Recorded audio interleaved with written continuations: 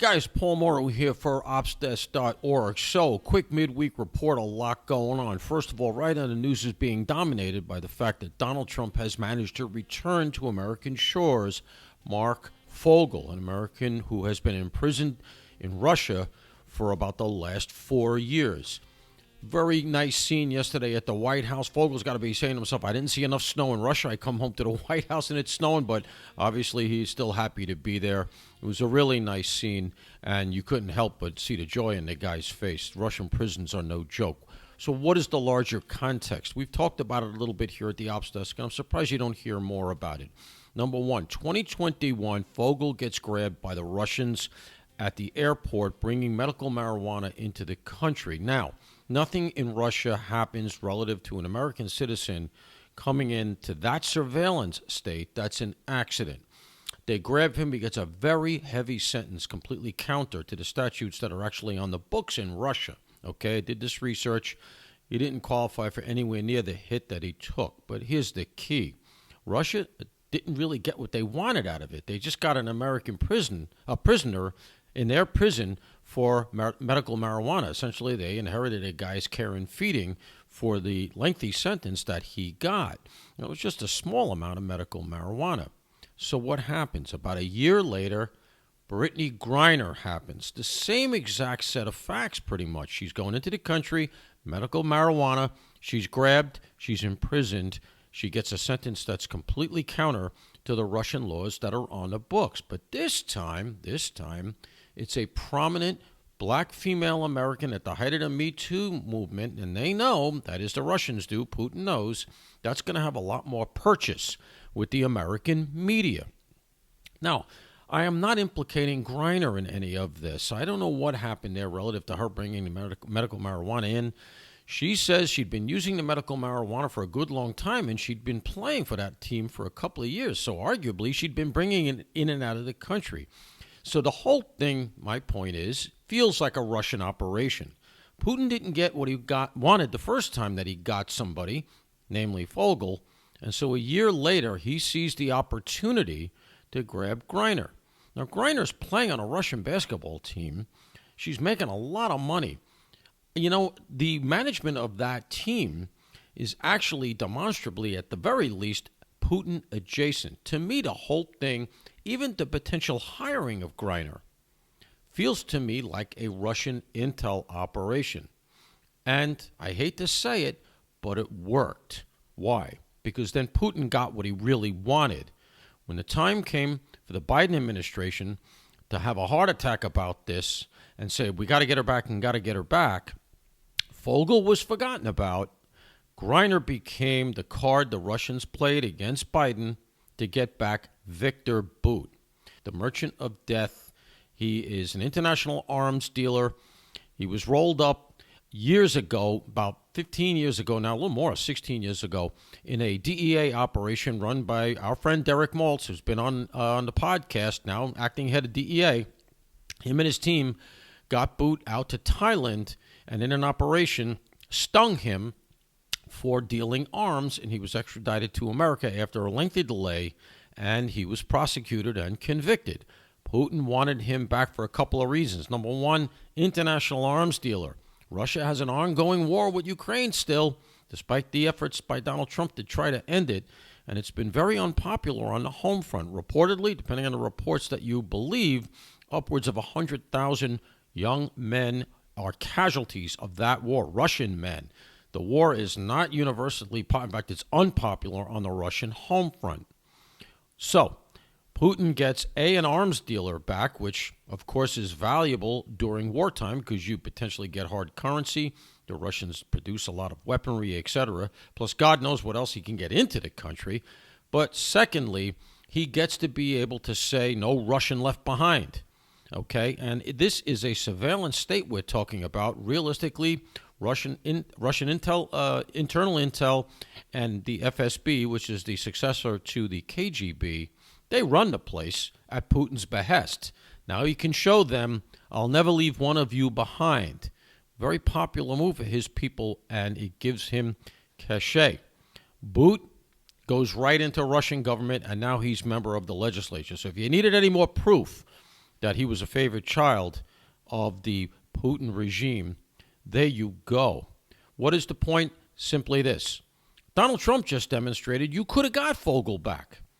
The reporting at the time, myself among them, was saying that we overpaid for Griner. And now, again, I'm not implicating Griner in having done anything wrong. I'm sure that if I were one of her loved ones, I would be absolutely pressuring to get her out. But the bottom line is, Griner seems to have been worth a lot more to the American media than Fogel was. And that's how Putin won that one. Donald Trump just rectified that. And, the details are not fully out. We supposedly gave back this Russian crypto hacker. Fair enough. Who cares? Realistically, half the public doesn't even remember that case. And you know what? You're practically better off in an American prison than you are in Russia these days. So, realistically, I think Donald Trump's move here was really important. Supposedly, we're about to get another body out of Russia. But it just shows it could have been done, and the Biden administration didn't do it.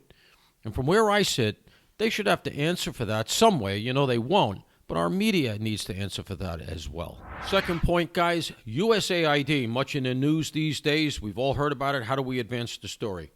First of all, in addition to all the other stuff that they wasted money on, it's come out that we paid for the college education of Anwar Awlaki. For those of you who don't know, Awlaki was in many ways the propaganda successor to UBL. Osama bin Laden, the head of al-Qaeda, and the perpetrator at the top level behind the 9/11 attacks. Awlaki, though, was American-born. He spoke perfect English, and in fact, he had an acolyte with him, a guy named Samir Khan, who happened to be from Queens here in New York City. The two of them were together. They were propagandizing here in America, all forms of jihadism, and then ultimately they decamped to Yemen, where they produced a magazine online which became the inspiration for well into over 24 terrorist attacks globally. I'm not going to say the name because I don't want it out there any further. It's still bouncing around on the internet. We paid for this guy's education and his care and feeding while he was here. He claimed he was Yemeni. Obviously, no checks were done. And then ultimately he goes back to Yemen where, of all people, Barack Obama ultimately droned him in something of a controversial move. A lot of the left were against that. People forget. The point is this, though. We supported this nonsense. So where should it all go? Let's advance the story.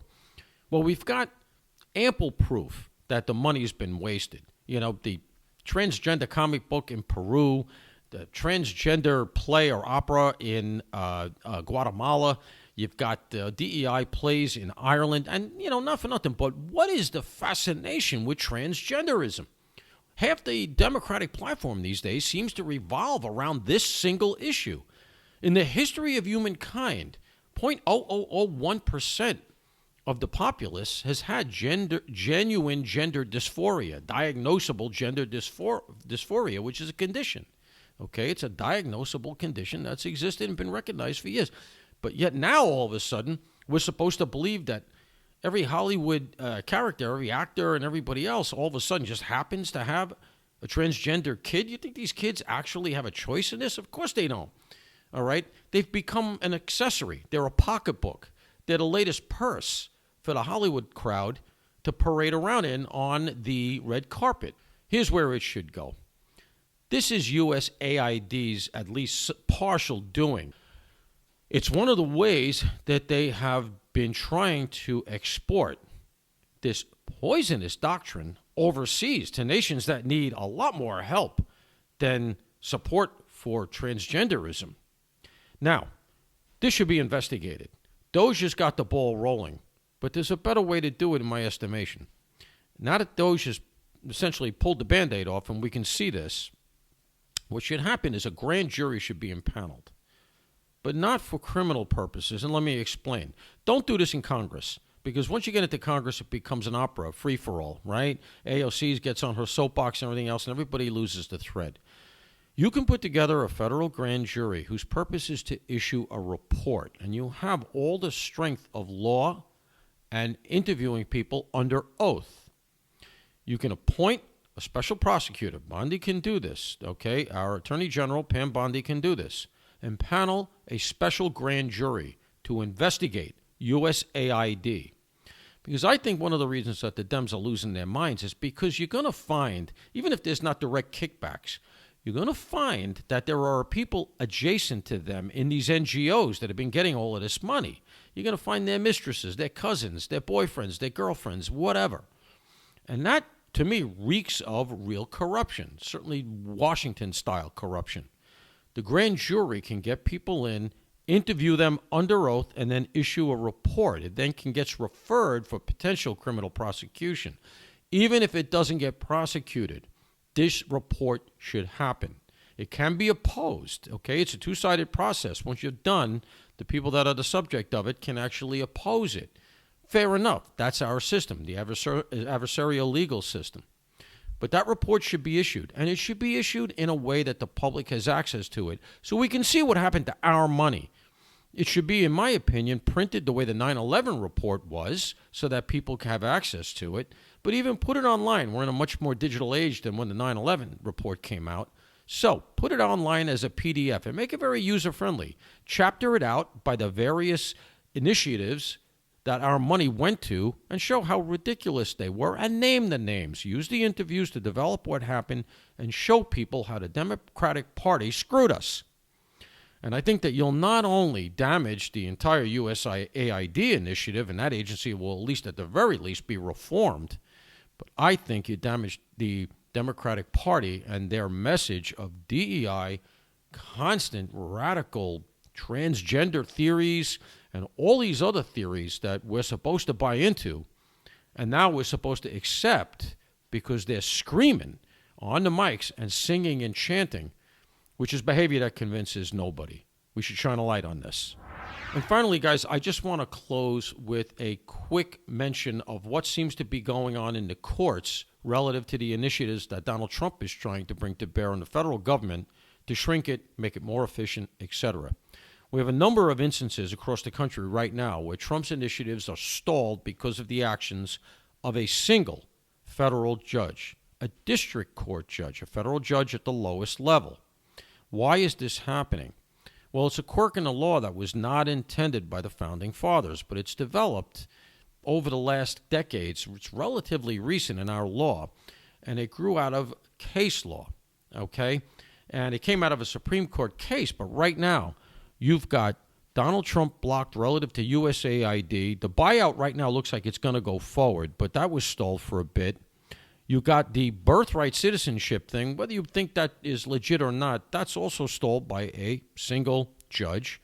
And you've got the inspectors general all suing against Donald Trump. And they're going to get an injunction as well because they all got fired. They're going to say, you can't fire us without due process. And they're going to find a friendly judge, and they're going to forum shop. They're going to find the right judge and then get one injunction. And by the way, this is going to hurt Donald Trump on the immigration front as well. Those groups are going to sue. They're going to find a federal judge that's friendly. They're going to get an injunction. And now everything is supposed to stop. In the last Trump administration, he dealt with the same thing. When Trump put in the so-called Muslim travel ban, which was not a Muslim travel ban, it was a ban on nations that we could not vet their immigrants from. Sound familiar? And they sued him. Federal judge injuncted it. Donald Trump took it all the way to the Supreme Court, and his DOJ won that case, and the so-called Muslim ban was upheld. So here's the point. In the Donald Trump DOJ case regarding the Muslim travel ban, which is known as Trump v. Hawaii, there's some interesting language from a couple of the justices. I want to read that to you now. According to the language from Thomas, Justice Thomas, who agreed with the decision, he said, I am skeptical that district courts have the authority to enter universal injunctions, okay? In other words, this one judge holding for the whole country shouldn't fly. And then even Kavanaugh comes in with no federal statute expressly grants district courts the power to enter injunctions prohibiting government enforcement against non-parties in the circumstances presented in this case. Now, that's a little bit shaded. It's a little bit more specific to the Muslim ban case. But what it does indicate is that Kavanaugh also seems to be on board with getting rid of this rule that an injunction by a single judge can hold coast to coast. Now, you got to say to yourself, if Thomas feels that way and Kavanaugh feels that way, you're going to get Alito. Realistically now, you're very close. You need just Gorsuch. You need Roberts. You're almost there. And I think that if they can get one of these cases relative to the injunctions that are against Trump now to SCOTUS in an expedited way, Trump will win it.